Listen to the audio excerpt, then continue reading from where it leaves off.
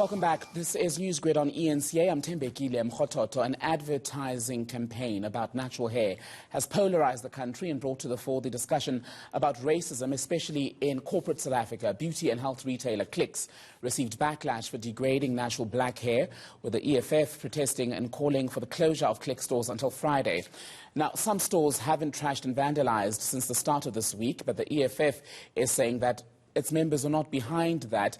Clicks today obtaining an interdict to prevent any intimidation of its staff and customers or any interference with its business. The retailer has now dropped the Tresemme brand from its list of product providers, and one of its senior executives has resigned. The retailer says all employees involved in the publishing of the offensive advert will now go through a disciplinary hearing. So today we're going to dig a little deeper into the issues around Clicks and its tone-deaf racist campaign, 26 years into the so-called Rainbow Nation. Joining me today is diversity trainer Terry Oakley-Smith, Sinovuyo Mondliwa, and who's a natural hair content creator, by the way, as well as Fasia Hassan. She is the youngest member of the Gauteng Provincial Legislature. Also, she was part of the group of young people who led the Fees Must Fall protests a few years ago. Ladies, a very good afternoon to all of you. Thank you so much for joining us.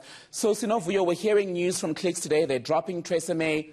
There's also the resignation of a senior member of staff. Does this render the chapter closed? No, it's not enough. I myself have pinned down an email to Tresemme, and I have asked them to do something and not let it like ride over and hope that it goes away. They need to have a public conversation with people who are advocates of taking care of natural hair and who know the people that they should have been consulting. They need now to consult them post the event, and they have to do it publicly. So that's what I've requested, and I think more has to be done than silence and resignations. And the issue here, Fasia, is that it's not just hair, is it? Because a lot of the people who've come out to defend Clicks have said, oh, well, they may have said that black natural hair was dry, damaged and frizzy, but they also said white hair is flat and fine. But the politics are very clearly quite different, Fasia. Exactly. And really what it shows us is a symptom of this much larger systemic racism issue. The fact that nobody was fact-checking is one thing, but the fact that it could go out in public means there's, we've had a long conversation about unconscious and conscious bias. I don't even think we should allow them that scapegoat. The fact is there's systemic racism, Clicks and other, including Tresemme, and there was somebody else who was also involved. They're not just putting forward a bad marketing campaign. What they're effectively doing is upholding systemic racism. And it's more than just about imagery, right? It's about the confidence of people of color. It's about the confidence of women who are consistently hit down and consistently disenfranchised. So it's more than just one campaign. It goes well beyond this. And Sinovuyo, I see you nodding there, and you are, of course, a hair influencer. You are yourself at the moment wearing your natural hair. Did it surprise you then to see this sort of campaign published without the most senior of people actually realizing that it was indeed racist and offensive? I was very disappointed, but when I was thinking about it, I wasn't surprised, because in every area of beauty, natural hair is still not considered as part of makeup, skincare. It's still other and it's still alternative, So even in the work that I've done with the said brands, I have always had to try show them new content, and sort of like the content that I was presenting to them was sort of new to them. So it is a process of transformation, but it's happening too slowly. And unfortunately, because we can't beg them enough, we've taken it into our own hands. We have our own websites. We're selling products via e-commerce when we're delivering the product straight to the customer's door. So we have started this process of taking things into our own hands. So I wasn't shocked. It is part of the problem. We cannot convince and beg people to change if they're not ready to change. And Terry Oakley-Smith, you are in the diversity space. We've had other brands in South Africa that have been called out for very similar adverts. Yet every year, every few months, in fact, another brand repeats the same quote-unquote mistake. Why? I think it goes very much further than unconscious bias. This is sort of a trendy training to fix all ills. I think we must call a spade a spade. What is happening in the corporate space is racism. And there is racism in many, if not all, of our organizations. We need to remember that racism is unintentional sometimes, but intentional. It's covert, it's overt, it manifests in all sorts of ways. And the branding and advertising is only one of the ways in which it actually shows itself. I think that over the 25 years that I've been working in the diversity space, there's been very little improvement. There have been occasional times, it's usually when there's some advertisement like the H&M advertisement, or when there's a penny sparrow, all of a sudden there's a great concern. But companies are really not prepared to dig in deep and actually address fundamentally with all of their staff and in many ways how to address racism. In many companies, the word isn't even spoken. People feel awkward to even mention race. And white people in particular find it very difficult to discuss race. Words like black, sometimes people find it difficult to actually articulate. So I think we need to do a lot more work in the corporate space to be very open and very clear about racism, how bad it is for business, how bad it is for teams working together, and how there's a real need for companies to address this with time, with budget, and with real commitment. I want to pick on the point you made, Terry, about the awkwardness with which South African corporates approach conversations about race. I mean, in the initial apology, Clicks, for example, spoke of the natural hair community. Another clear PR phrasing, because there was an awkwardness clearly with saying black people, because those were the people who were offended.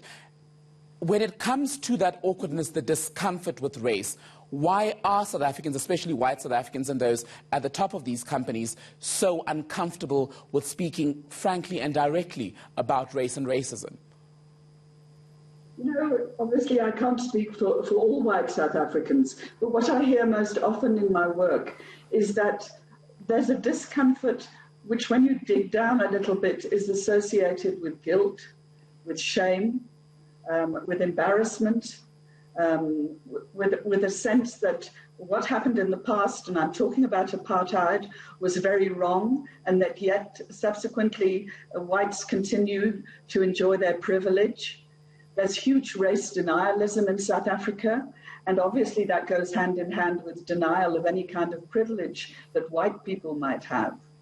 But until the leadership of organizations really begin to see this as a fundamental need in order to make their businesses better, I think it's going to take, we can go on for another 25 years and still be having this conversation.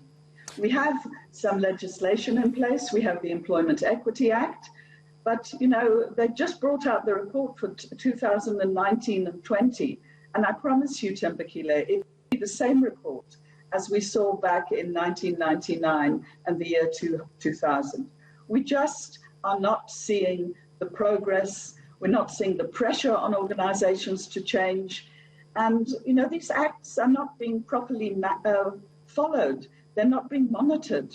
And so organizations can carry on ticking the box, working with consultants who are not honest in doing the BEE rating scales. We see companies who purport to have a level 1 and yet have never done any work on race in their organizations.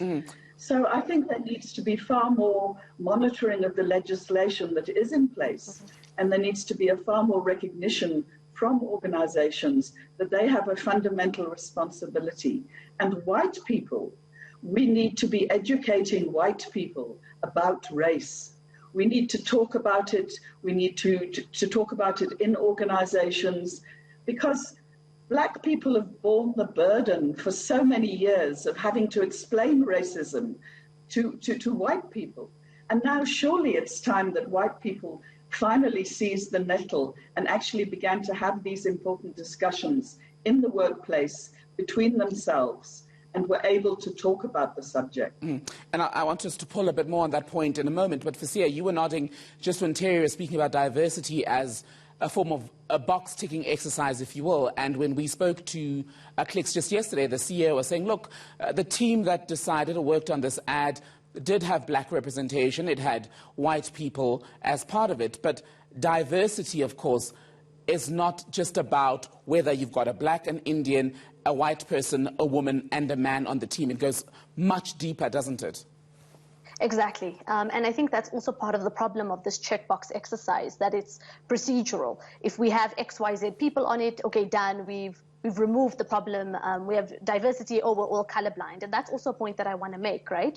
That in the correcting of this mistake, we need to be very clear that we're not advocating for a colorblind approach. We need to acknowledge, Clicks and others have to acknowledge that it's not just wrong what's happened, but it's beyond this idea of systemic racism. But also we need to be very clear, right, that corporate South Africa, and I did a stint in corporate SA before I became a politician, it's inherently racist. And there's these microaggressions that people don't talk about. If we were to have young black professionals come out with their stories of racism in corporate South Africa, it would be harrowing.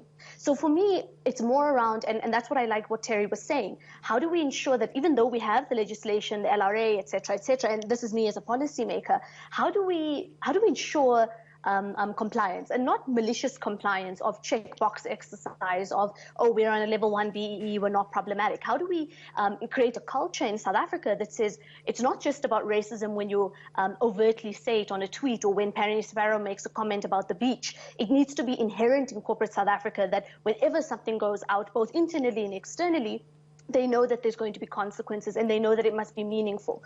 So I think that's where we need to take the discussion. And maybe in the later part of this interview, I'll also share some of my thoughts about what we can do and what we should do to eradicate systemic racism, especially in corporate South Africa. Hold that thought, because when we come back after this interview, I want you to speak to your lived experience as not just a black woman, but a black woman with natural hair who also is trying to make a living in the hair and beauty space. This is Newsgrid here on ENCA. We continue our conversation about corporate racism and the broader picture about racist behavior in this country. Don't go away.